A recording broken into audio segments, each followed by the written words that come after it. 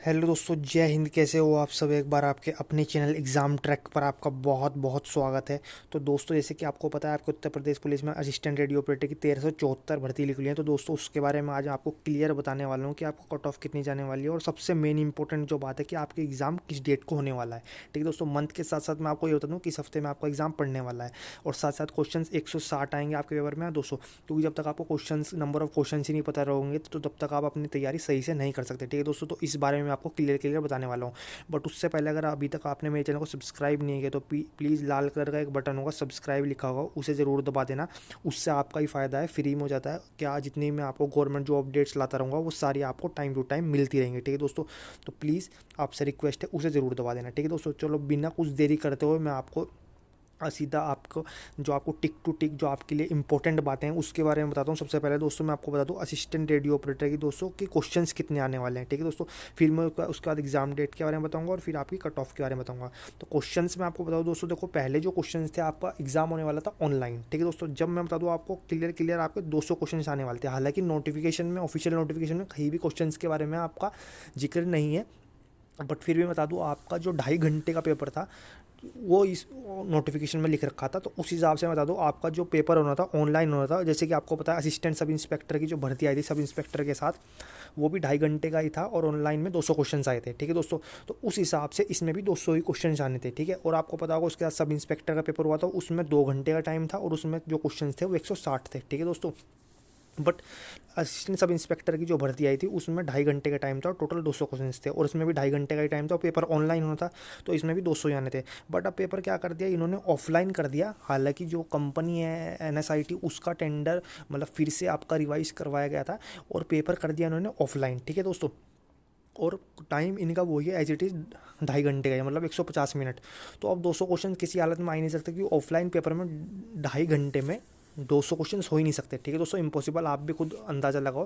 क्योंकि ऑनलाइन में तो आपको टिक टिक करने हैं, बट ऑफलाइन में आपको देख के गोला लगाना है, और गोले लगाने में आपको ये पता टाइम लगता है। ठीक है दोस्तों, तो मैं बता दूँ आपको, जब आप क्वेश्चन नंबर ऑफ क्वेश्चन आएंगे 160 क्वेश्चन आएंगे टोटल, जो कि हर एक सब्जेक्ट के 40-40 होंगे। 40 ही मैथ के होंगे, 40 रीजनिंग के, 40 आपके हिंदी में आएंगे, और 40 की आपकी होगी फिजिक्स, और उसमें हिस्ट्री, ज्योग्राफी, सी मतलब पॉलिटी एंड इकोनॉमिक्स, मतलब करंट अफेयर, ये सारे आ जाएंगे। ठीक है दोस्तों, तो नंबर ऑफ क्वेश्चंस मैंने पर सब्जेक्ट भी बता दिया, और आपको ये बता दिया। अब बात कर लेते हैं इसकी एग्ज़ाम डेट के बारे में, जो कि मेन बात है। आपको बताऊँ मैं दोस्तों, मैं बता दूँ देखो, उत्तर प्रदेश सब इंस्पेक्टर की जो भर्ती भी चल रही थी, और ASI वाली, उनके सभी के मेडिकल कंप्लीट हो चुके हैं, और वो सब ट्रेनिंग में जाएंगे। ठीक है, ट्रेनिंग में ले जाना ये आपका एजेंसी का काम नहीं है। UPPRB बोर्ड एक लिस्ट जारी करेगा इस डेट को, जिस भी डेट को, और ट्रेनिंग में चले जाएंगे। तो कहने का मतलब उनका काम 100% कंप्लीट हो चुका है। ठीक है दोस्तों, अब जो भर्ती आने वाली है कांस्टेबल की आने वाली है, वो जैसी सरकार उन्हें, आपका कहने का मतलब इशारा कर देगी, वो अपनी कांस्टेबल नोटिफिकेशन बना के भर्ती काट देंगे। ठीक है, तो अभी जो मेन भर्ती रुकी हुई है वो मेनली असिस्टेंट रेडियो ऑपरेटर और रेडियो ऑपरेटर वाली ही रुकी हुई है। ठीक है,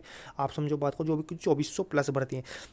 और दोस्तों मैं आपको क्लियर क्लियर बता दूँ, आपका 1 हफ्ते होगा UPSI को कंप्लीट काम पूरा हुआ है, और अब जो UPPRB बोर्ड लगा हुआ है, और साथ में एजेंसी जो लगी हुई है, सिर्फ इसी के पीछे लगी हुई है। ठीक है दोस्तों, हालांकि मैंने UPPRB बोर्ड पे जाके पूछवाया भी था, तो उन्होंने भी यही बात कही थी। तो दोस्तों मैं बता दूं, अब आपकी डेट कभी भी आ सकती है, 15 नवंबर के बाद आपकी डेट कभी भी आ सकती है। अब ये मान के आप 100% चलो, और कोई भी यूट्यूबर आपको बता रहा है कि अगले साल होगा, तो अगले साल नहीं होगा। 15 नवंबर के बाद आपकी डेट कभी भी आ सकती है, वो चाहे 15 नवंबर हो, 25 नवंबर हो, या फिर 5 दिसंबर। बट अगले साल में नहीं जाएगा, आपका पेपर जो होगा इसी साल होगा, क्योंकि आपका जो 31 दिसंबर 2023 से पहले आपका जो है ये भर्ती में बच्चे भेजने हैं। ठीक है दोस्तों, तो अब देख सकते हो आप पे मुश्किल से कुछ भी दिन नहीं बचा। अगर मान लो आपको 20 दिसंबर की डेट हो गई, तो आप समझ सकते हो 1 हफ्ते पहले एडमिट कार्ड, मतलब परसों तरसों एडमिट कार्ड रिलीज हो जाएंगे, तो आप समझ जाओ। ठीक है, अब बहुत से बच्चे कहेंगे सर नहीं इतनी जल्दी नहीं होगा। तो दोस्तों मैं बता दूं, UPSI का जो आपका फॉर्म भरे गए थे ना, वो 2021 में, मैं बता दूं मुझे सारी डेट याद रहती है, मार्च मार्च में लिख लिए थे, और जून जुलाई तक भरे गए थे। ठीक है दोस्तों, और ये जो आपका मार्च में, फरवरी में लिख लेते ये form radio operator, assistant radio operator वाले, और मार्च में इनके ख़त्म भी हो गए थे फॉर्म भरने। ठीक है, तो UPSI का तो जून जुलाई तक भरे गए थे, और उसके बाद नवंबर का आपका 12 नवंबर से एग्ज़ाम स्टार्ट भी करा दिए थे। ठीक है दोस्तों, अब ये उससे पहले मतलब भरे गए हैं, और अभी तक अगर आप सोच रहे हो कोई डेट नहीं आनी और इस साल आनी नहीं, तो बिल्कुल गलत बात है। UPSI में आपको एकदम से झटके से एक नोटिस दिया था, और आपका एडमिट कार्ड रिलीज़ कर दिया था। इसमें भी बिल्कुल सेम टू सेम ऐसा ही होने वाला है, जो कि मैंने UPPRB बोर्ड वालों से पूछवा है। ठीक है दोस्तों, बात कर लेते हैं तीसरे नंबर पे कट ऑफ की। देखो दोस्तों, कट ऑफ के बारे में आपको क्लियर बता दूं।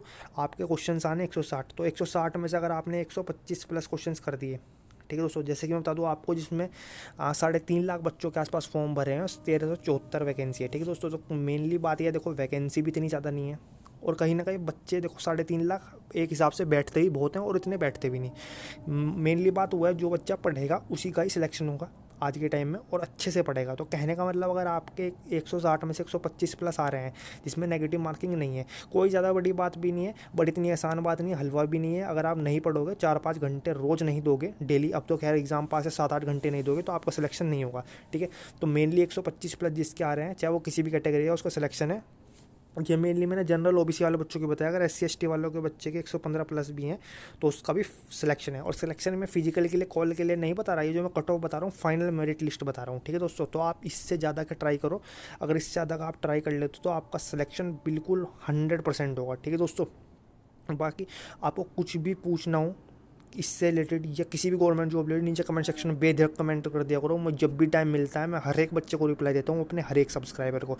तो प्लीज़ चैनल को सब्सक्राइब जरूर कर लेना, लाल कलर का बटन दबा के। ओके, जय हिंद।